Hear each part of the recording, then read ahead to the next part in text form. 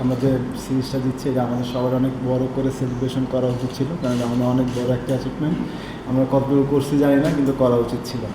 আর যেটা বললেন যে তামিম যখন আউট হয়ে গেছে, একটা বড় টিমের সাথে খেলতে গেলে আপনি যত বকগ্রাউন্ড খেলবেন তত তারা আমাদের উপরে চড়াও হয়ে থাকবে। সো ওরা অনেক বেশি চেষ্টা করছিল উইকেট নেওয়ার জন্য। তো আমিও শান্ত নর্মাল চিন্তা করেছিলাম যে নর্মাল ক্রিকেট খেলার জন্য, অ্যাটাকিং ক্রিকেট খেলার জন্য যেন ওরা আমাদের উপরে না আসতে পারে কখনো। আপনি একটু বললেন যে সিরিজ জেতাটা অনেক বড় একটা অ্যাচিভমেন্ট ছিল। আগামীকালকে আমরা যুক্তি করলে এটা একটা হোয়াইট ওয়াশ হবে মাইকেল অস্ট্রেলিয়া, মানে আপনার নিশ্চয়ই ছোটবেলা থেকে দেখে বলেছেন যে অস্ট্রেলিয়ার যে দাপট ওয়ার্ল্ড ক্রিকেটে এখনও অস্ট্রেলিয়া আছে, তো সেই রকম একটা টিমের এগেনস্টে কিন্তু হোয়াইট ওয়াশ করতে পারে, এটা কতটা বড় হবে অ্যাজ এ প্লেয়ার বা আমরা অ্যাজ এ নেশন, এটা আপনার কাছে কি মনে হয়? অবশ্যই অনেক বড় হবে, কিন্তু প্রথমে যেটা বললাম যে আমরা যখন সিরিজ জিতেছি এইটাই অনেক বড় একটা অ্যাচিভমেন্ট, এইটাই আগে সেলিব্রেশন করা উচিত ছিল আমাদের অনেক বড়োভাবেই। আর আমরা যদি 3-0 জিততে পারি, এটা আরও অনেক বড় একটা অ্যাচিভমেন্ট হবে আমাদের জন্য। আমাদের সবার লক্ষ্য থাকবে সেটা, পজিটিভ ক্রিকেট খেলবো, যারা 3 সাইডে ভালো করবে তারা জিতবে নেক্সট ম্যাচে।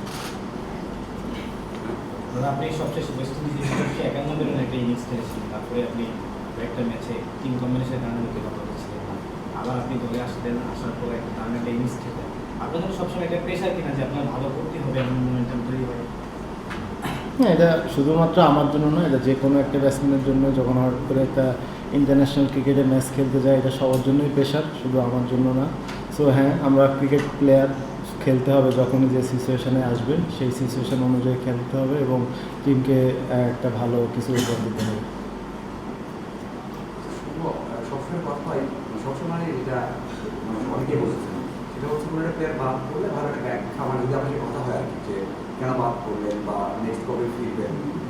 অনেকেই বলেন যে একটা প্লেয়ার বাদ করার পরে ভালো করে বাদ করলে তাদের সংখ্যা তৈরি হয় বা ডাউট তৈরি হয়, ড্রেসিং রুমে থাকতে আপনি পারবো না। তো আপনার সাথে কি যখন বাদ করেন এই কথাগুলো কি বলে কিনা, বা আপনার সাথে মিটিংয়ে বসে গেলে কথা বলে গল্প করতে আসবেন বা কেন বাদ করছি?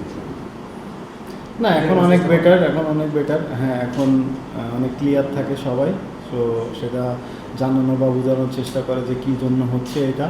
সো এটা টিমেরও একটা এখন গোল আছে, সেই গোলের মধ্য দিয়েই সবাই যাচ্ছে যে কীভাবে কী হতে যাচ্ছে। সো এটা এখন আগের থেকে অনেক বেশি ক্লিয়ার থাকে।